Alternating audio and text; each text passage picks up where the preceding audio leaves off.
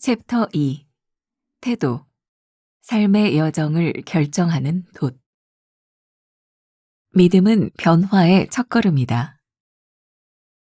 마태복음 9장 27절부터 31절. 예수께서 거기에서 떠나가실새 두 맹인이 따라오며 소리질러 이르되 다윗의 자손이여 우리를 불쌍히 여기소서 하더니 예수께서 집에 들어가심에 맹인들이 그에게 나아오거늘 예수께서 이르시되 내가 능히 이 일 할 줄을 믿느냐? 대답하되 주여 그러하오이다 하니 이에 예수께서 그들의 눈을 만지시며 이르시되 너희 믿음대로 되라 하시니 그 눈들이 밝아진지라. 예수께서 엄히 경고하시되 삼가 아무에게도 알리지 말라 하셨으나 그들이 나가서 예수의 소문을 그 온 땅에 퍼뜨리니라. 변화는 주님을 향한 믿음에서 시작됩니다. 예수님이 가버나움을 떠나실 때 두 맹인이 다윗의 자손이여 우리를 불쌍히 여기소서 하고 외치며 따라오자 그들에게 내가 능히 이 일 할 줄을 믿느냐라고 물으셨습니다.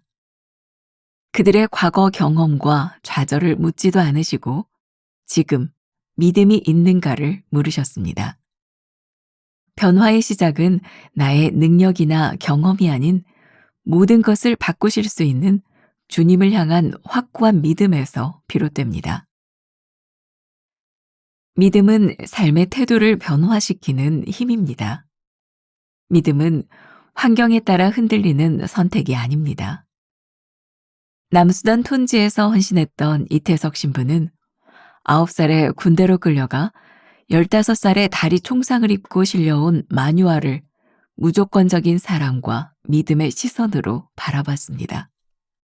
결국 소녀는 굳게 닫힌 마음의 문을 열고 6년 만에 처음 눈물을 흘렸습니다. 이처럼 믿음은 누군가의 삶을 변화시키는 놀라운 힘이 있습니다. 진정한 변화는 감출 수 없는 기쁨을 낳습니다. 예수님은 눈을 뜬 두 맹인에게 아무에게도 알리지 말라고 엄히 경고하셨습니다. 하지만 그들은 기쁨을 감추지 못하고 예수님의 소문을 온 땅에 퍼뜨렸습니다. 이는 진정한 변화가 가져오는 기쁨은 아무리 막으려 해도 막을 수 없음을 보여줍니다. 우리 삶에 드러난 하나님의 능력은 절대 숨겨지지 않습니다. 치유받고 구원받은 모습을 사랑하는 사람에게 보이고 싶은 자연스러운 열망처럼 하나님이 주신 기쁨은 삶을 통해 자연스럽게 드러나게 됩니다. 내 삶과 주변 사람들의 삶이 변화할 수 있다는 것을 믿습니까? 절망적인 상황에서도 하나님을 믿으며 변화를 갈망합니까? 하나님이 주신 기쁨을 다른 사람들에게 전할 준비가 되어 있습니까? 오늘은 36번째 말씀입니다. 제목이 믿음은 변화의 첫걸음이다. 믿음은 변화의 첫걸음이다. 제가 이제 미리 이렇게 준비했던 말씀은 아닌데 이 제목을 보면서 두 가지가 생각이 났어요. 하나는 어떤 믿음? 우리를 변화시켜 줄 수 있는 분이 예수님이라고는 확실한 믿음. 거기서부터 우리의 변화가 출발하겠죠. 또 하나의 믿음이 있다. 하나님께서 우리를 변화시켜 줬을 때 나타날 결과에 대한 믿음. 주님을 믿는 것과 변화될 것에 대한 확실한 믿음. 저는 그런 생각을 해요. 이 믿음이라고 하는 것, 하나님께서 우리를 변화시키신다고 하는 이 믿음은 어제 그제 말씀과도 연결이 되어 있어요. 우리들이 원하는 결과에 대한 것이 아니라 하나님께서 행하실 일이 얼마나 선하고 좋은 것이냐에 대한 믿음이죠. 여기서 좋은 것은 내가 원하는 것이 이루어지기 때문에 좋은 것이 아니라 하나님이 행하시는 일이 좋은 일, 우리들에게 이런 믿음이 있을 때 우리의 삶의 변화의 첫걸음을 내딛게 될 것 같아요. 제가 재밌는 얘기를 하나 또 해드리려고 하는데 들어보세요. 제가 이 당시에 우리 변화산 새벽기도회가 바른 생활 태도에 대한 이야기였고요. 우리도 변할 수 있다라는 제목으로 했던 그 말씀 중에 제가 인용했던 이야기입니다. 어느 교회에서 있었던 일이다. 어느 날 아침 허름한 모자를 쓴 덩치 큰 한 남자가 어슬렁거리며 교회 사무실로 들어왔다. 미국적인 상황입니다. 교회 왕초를 좀 만나러 왔습니다. 그는 심한 남부 사투리가 섞인 느린 말투로 말했다. 교회 뭐라고요? 놀란 사무원이 되물었다. 왕초요. 거 있지 않습니까? 일요일 아침마다 앞에 나와서 떠들어대는 사람 말입니다. 목장으로 돌아가는 길에 그 사람하고 할 얘기가 있어 들렀습니다. 그 텍사스 사람은 음절마다 길게 늘어지는 특유의 사투리로 말했다. 사무원은 그의 불경스러운 언어에 기가 막혔다. 그래서 허리를 더 곧게 펴오는 초등학생을 꾸짖는 교사처럼 말했다. 이보세요. 그런 무례한 언어를 쓰지 말아주세요. 그분은 목사님이세요. 다른 호칭으로는 부르지 않습니다. 그 남자가 느린 말투로 말을 꺼냈다. 절대로 무례하게 굴려는 건 아닙니다. 가축 한 떼를 막 팔았는데 하나님이 저더러 $100만 기부하라고 하시기에 이 교회에 기부할까 생각했거든요. 그러자 그녀는 목소리에 활기를 띠며 재빨리 이렇게 대답했다. 아주 잠깐만 기다리세요. 제가 가서 왕초를 불러올게요. 재밌는 얘기인데 반응이 시원찮아요. 네, 자, 왕초를 불러올게요. 이 여인이 이 사람에게 그렇게 빨리 왕초를 불러올게요 라고 말할 수 있었던 이유가 무엇일까요? 결과에 대한 기대치예요. 사실 우리들의 삶의 변화를 이끌어내는 큰 믿음이 있어요. 우리들의 삶에 주님을 믿었을 때 일어날 결과에 대한 기대치. 그때 우리는 변화를 시작할 수 있어요. 첫 번째 문단이 그렇게 되어 있죠. 변화는 주님을 향한 믿음에서 시작됩니다. 자, 오늘 본문 말씀으로 한번 돌아와 봐요. 마태복음 9장 27절부터 31절까지에 있는 말씀은 아주 잘 알려진 기적의 이야기죠. 예수님께서 가실 때 두 맹인이 따라오면서 소리 질러서 다윗의 자손이여 우리를 불쌍히 여기소서. 이들은 왜 주님 앞에 이렇게 소리 질러 이야기할 수 있었을까? 우리는 그 상황을 한번 상상해 봅시다. 아무도 없는 곳에서, 우리를 보지 않는 곳에서 우리는 조금 민망한 일을 할 수 있어요. 아무도 모르니까. 그러나 누군가 우리를 지켜보고 있다고 하면 우리들이 마음대로 행동하는 것이 쉽지 않습니다. 여기 이 맹인 두 사람이 소리를 질러, 이들이 눈이 보이지는 않았지만 그 상황들은 감지하고 있지 않았을까요? 주변에 많은 사람들, 그들은 소리를 질러 예수님께 말합니다. 다윗의 자손이여 우리를 불쌍히 여겨주소서. 왜일까요? 주님께서 역사하시면 그들의 삶에 일어날 변화가 무엇인지를 기대하고 있었기 때문에 그들은 기꺼이 주님 앞에 소리를 지릅니다. 주님은 이들에게 물으십니다. 내가 능히 이 일 할 줄을 믿느냐? 예수님은 그들의 삶의 과거를 묻지 않으셨어요. 너희들이 맹인이 된 이유가 무엇이냐도 묻지 않으셨어요. 주님은 이렇게 말씀하세요. 내가 능히 이 일 할 줄을 믿느냐? 그들의 믿음을 묻고 계세요. 예수님께서 우리들의 삶의 변화를 일으키기를 원하시는 것은 우리들의 과거의 경험과 혹은 우리들이 가지고 있는 그 어떤 것들 때문이 아니라 우리들의 삶을 변화시킬 수 있다는 주님의 능력에 근거하고 있는 거죠. 바로 변화는 맹인이 주님 앞에 나와 그들의 믿음으로 나음을 얻을 수 있었던 이유는 명확합니다. 바로 믿음이에요. 오늘 여러분들의 삶에 한번 적용을 해볼까요? 우리들의 삶에 바뀌어야 될 부분들이 무엇일까요? 내 마음대로 잘 되지 않는데 의지에 대한 문제들, 우리들의 삶의 습관에 대한 문제들, 우리들이 끊어내야 되는 관계에 대한 문제들, 아마 우리들에게는 변화될 것이 많이 있을 거예요. 근데 어떻게 그 변화가 가능하다고요? 주님을 믿는 믿음. 이 변화가 일어났을 때 우리들에게 일어날 삶에 대한 기대. 그게 우리로 하여금 변화를 가능케 하는 거죠. 두 번째 문단에 보니까 믿음은 삶의 태도를 변화시키는 힘이 있습니다. 우리들의 삶의 태도를 변화시키는 힘이 있습니다. 우리들이 주님을 믿는다면 기꺼이 그 믿음으로 우리들의 삶의 변화의 역사가 일어나겠죠. 또 우리들의 삶에 그렇게 적용을 해볼 수 있을 것 같아요. 우리들의 변화된 삶의 태도를 통해서 일어나는 일은 무엇인가?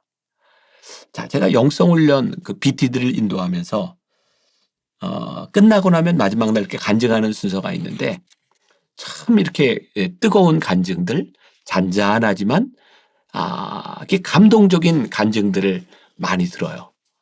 제가 이런 변화를 가지게 되었고 또 이런 결심을 하게 되었고 제가 그 간증을 다 듣고 난 다음에 마지막에 그런 이야기를 합니다.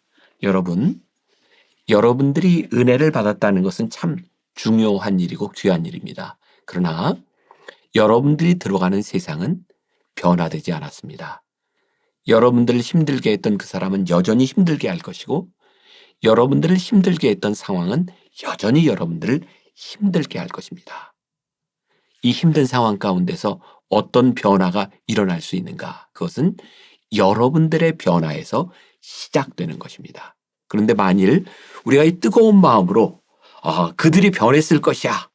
그들에게 우리들의 책임을 미룬다면 아마 우리는 실망하게 될지도 몰라요. 저는 우리들의 삶이 가슴 뛰는 일 가운데 하나는 우리가 누군가를 변화시킬 수 있는, 우리가 상황을 바꿀 수 있는, 근데 그것이 내 힘이 아니라 하나님을 믿는 믿음이 우리 가운데 있을 때 우리는 용기 있게 행동하게 될 수 있다는 거예요. 만일 우리들이 이 믿음이 없다면 우리는 주저주저하지 않을까요? 우리들의 삶에 바뀌어야 될 일들에 대하여 주저주저하지 않았을까요? 오늘 두 명의 매기는 소리질러 이야기합니다. 나를 고쳐주세요. 오늘 세 번째 문단에 보면 진정한 변화는 감출 수 없는 기쁨을 낳습니다. 라고 되어 있죠. 오늘 우리가 읽은 본문 말씀에 이제 그런 구절이 있어요. 마지막에. 그 눈들이 밝아진지라 예수께서 엄히 경고하시되 삼가 아무에게도 알리지 말라 하셨으나 그들이 나가서 예수의 소문을 그 온 땅에 퍼뜨리니라. 예수님이 왜 알리지 말라고 하셨을까요? 사실 예수님이 이 땅에 오신 이유는 단순히 우리의 병을 고치기 위함이 아니니까.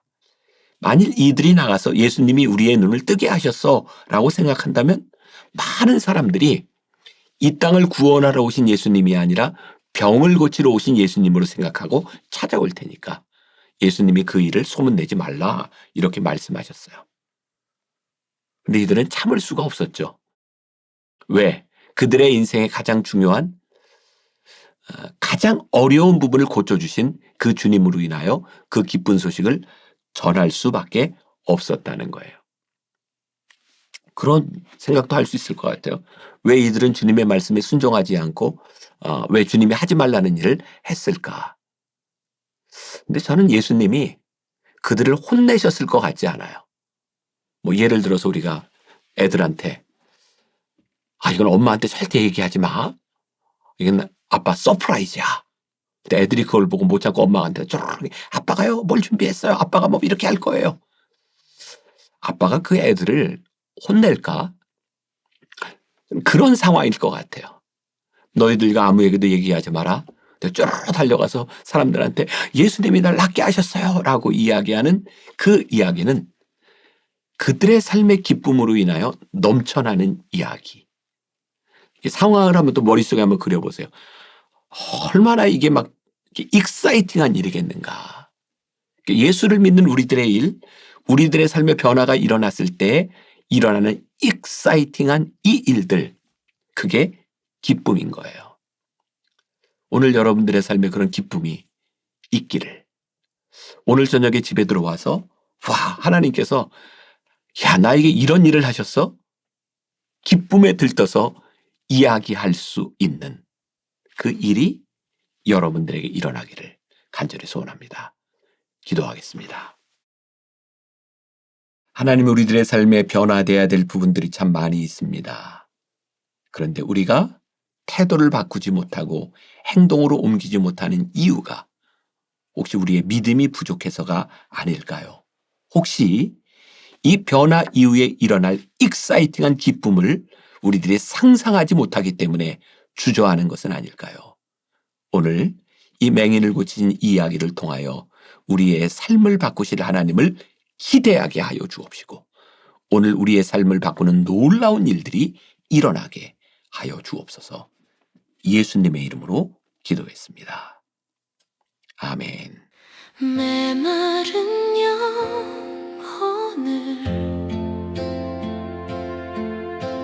찾으시는 음성, 따스한 숨결로 시선으로 내 이름을 부르시네. 시린 세상 속에 홀로 서 있던 나, 비로소 느끼네. 그의 손이 항상 나를 붙드셨네. 보이지 않는 손, 날 이끄시는 힘, 전능자의 능력, 하나님의 손길. 내 능력이 아닌 오직 하나님의 능력, 그의 손으로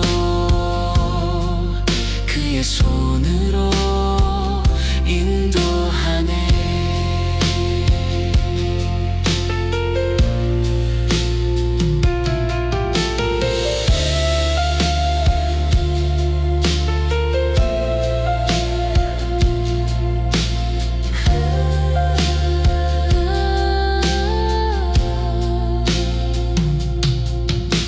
시린 세상 속에